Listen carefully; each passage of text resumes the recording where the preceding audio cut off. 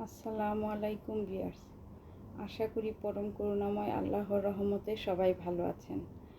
আজকে আমি রিয়াদুল জান্নার ফজিলতপূর্ণ স্থানসমূহের কথা বলবো।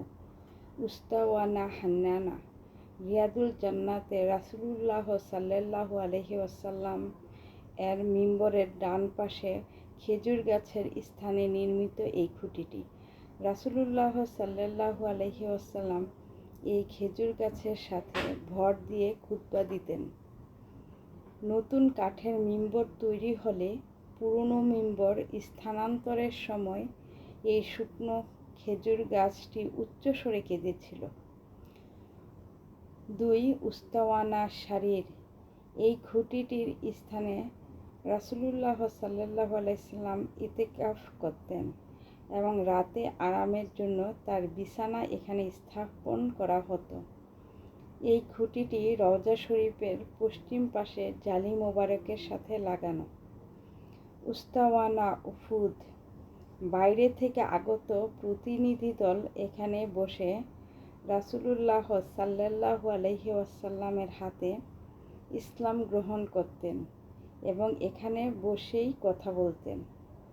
এই খুঁটিটিও রওজা শরীফের পশ্চিম পাশে জালি মোবারকের সাথে লাগানো। উস্তাওয়ানা মাহরেজ বা আলী হিজরতের প্রথম অবস্থায় দুশমনের আক্রমণ হতে রাসূলুল্লাহ সাল্লাল্লাহু আলাইহি ওয়াসাল্লামকে সাহাবায়ে কিরাম পালাক্রমে এখানে পাহারা দিতেন, অথবা কারো মতে হযরত আলী রাদিয়াল্লাহু তাআলা আনহা পাহারা দিতেন। এজন্য উক্ত নামকরণ করা হয়েছে। উস্তাওয়ানা আয়েশা বা আয়েশা খুঁটি রাসূলুল্লাহ সাল্লাল্লাহু আলাইহি ওয়াসাল্লাম বলেছেন, আমার মসজিদে এমন একটি জায়গা আছে, মানুষ যদি সেখানে নামাজ পড়ার ফজিলত জানত তাহলে সেখানে স্থান পাওয়ার জন্য প্রতিযোগিতা করত।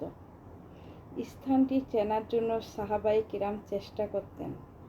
রাসূলুল্লাহ সাল্লাল্লাহু আলাইহি ওয়াসাল্লামের ওফাতের পর হযরত আয়েশা রাদিয়াল্লাহু তাআলা আনহা তার ভাগ্নে হযরত আব্দুল্লাহ ইবনে জুবাইরকে রাদিয়াল্লাহু তাআলা আনহাকে জায়গাটি চিনিয়ে দিলেন।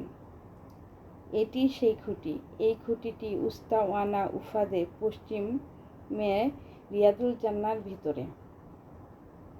উস্তাওয়ানা আবু লুবাবা হযরত আবু লুবাবা রাদিয়াল্লাহু তাআলা আনহা একটি ভুল সংঘটিত হবার পর তিনি নিজেকে এই খুঁটির সাথে বেঁধে বলেছিলেন, যতক্ষণ পর্যন্ত রাসূলুল্লাহ সাল্লাল্লাহু আলাইহি ওয়াসাল্লাম নিজে না খুলে দিবেন ততক্ষণ পর্যন্ত আমি এর সঙ্গে বাঁধা থাকব।